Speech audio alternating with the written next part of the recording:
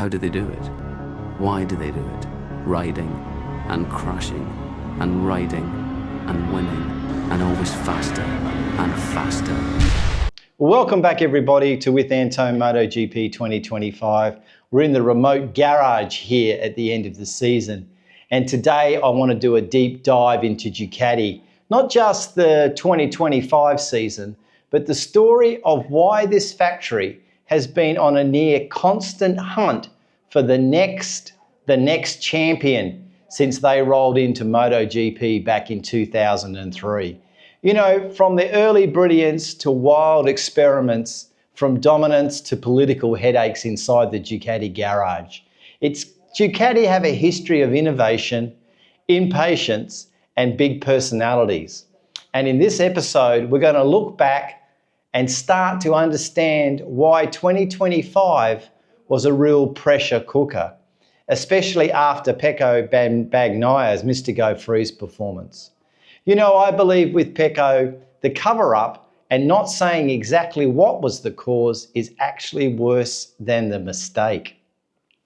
Okay, so let's get into it. During the last 5 GPs of 2025, with Marc Marquez absent due to injury, Ducati have just scored 2 Sunday Grand Prix points out of a possible 125. Yet 2025 brought Ducati everything they could win: the Riders' Championship, the Teams' Championship, and the Constructors' Championship. In fact, they won 17 out of 22 Grand Prix this season.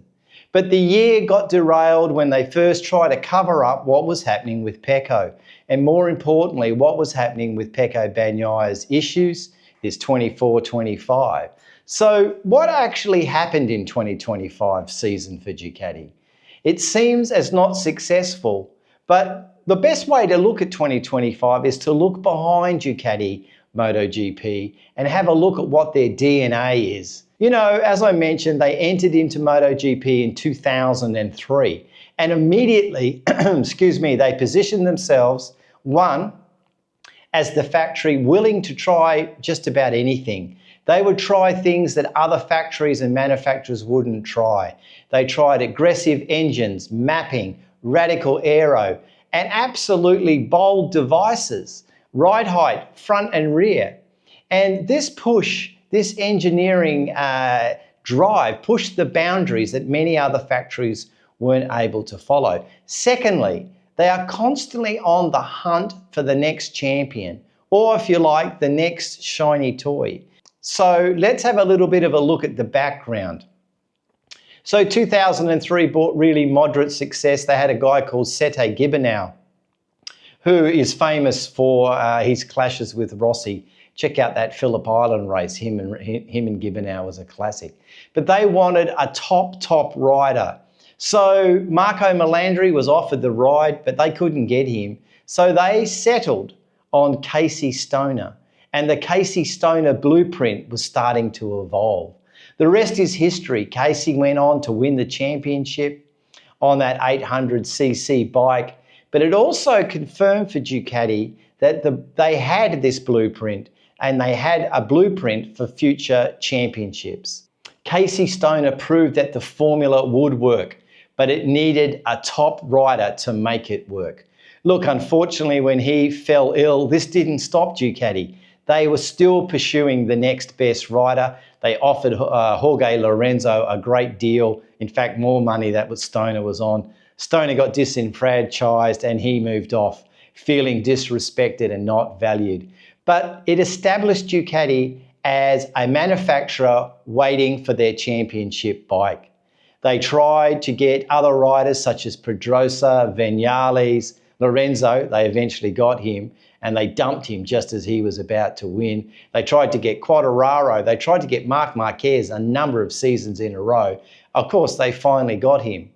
But why this hunt to match? Well, what are they trying to match? They're trying to match the best rider to the best bike. And simply why? Because Ducati believe that the bike is always good enough to win on. The bike is the best. They have the best. It's not the rider, it's the bike. The bike can never be criticized. They don't rate a rider, or they don't rate the rider's involvement when they are not winning. So criticism is not welcome. That means that you get no loyalty. If you're a rider who criticises, you're out of the factory Lenovo Ducati team. So what it means is Ducati believe their bike is the best, and the rider needs only to perform on it, not complain or even question the bike. Let the bike do the work. It's good enough to win. So this belief of Ducati, it only got stronger and stronger in 2013. A guy called Dall'Igna arrived, and he became the smart, most aggressive engineer in the entire paddock. He was the one leading the way.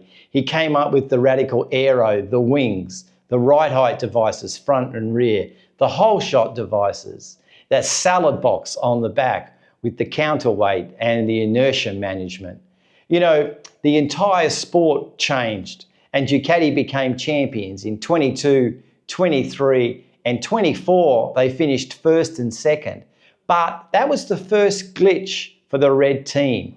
Jorge Martin won the championship on a Pramac, I should say, on a satellite, the first guy to do it for a long time. And Mr. Go Free, Pecco Bagnaia, he won in 22 and 23, but his decline started in 24. So that let a guy called Marc Marquez play the politically perfect card. He left HRC and he jumped on the one-year-old Grassini Ducati, and he proved he was the one to maximise the performance of the Ducati. They lost Jorge Martin, they lost Bastianini, they lost Bezzecchi with this change. There was a big change to get Marc Marquez, but the mantra for Ducati was intact. They had the best rider in Marc Marquez, and of course, they crushed Pecco Bagnaia. Now, Pecco was complaining about the bike. This is why this whole thing didn't fly with Ducati. As he said in Mandalika, I'm just saying what the people are telling me to say. The relationship was broken. Don't ever criticise the Ducati bike. The philosophy of Ducati is do not complain. Just ride the bike because it is good enough. But you know, the funny thing was they really needed Marc Marquez in 2025 because the bike needed a great rider, and it was his talent that took the 25 to victory. Now, look, what does this mean for the future going forward? I'm sure GIGI Dall'Igna has some upgrades in his back pocket, you know, and I also believe that they're going to roll those upgrades out. Now, there might be a little bit of a question about the pecking order in Ducati. I mean, who's the number 2 rider? Is it Pecco? Is it Alex Marquez? What are we going to do there? And I also wonder what's going to happen in the future with the 2027 silly season. What if Marc Marquez goes back to HRC? Rumours of Pecco Bagnaia going to Yamaha.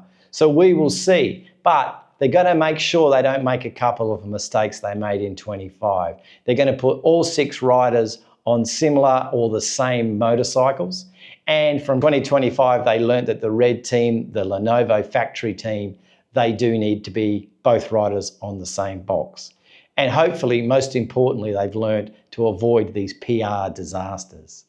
Don't have a different attitude towards the media. Tell the media the truth and the noise will go away. So, will Ducati change in 2026? Look, they're still the most powerful bike on the grid, but they're also the most complex factory. Their history shows that they will always chase the perfect rider and nothing is different. After 25, Pecco has got all the pressure on him to secure a ride for 27. And I'm not too sure exactly whether he's going to be able to respond to that. But what do you think? Do you think Ducati will continue to refine this approach or this formula? Or do you think they'll make a change? Or do you think that they'll repeat the same habits that they developed in 24 and 25 and play them back for 26, affecting the 2027 season?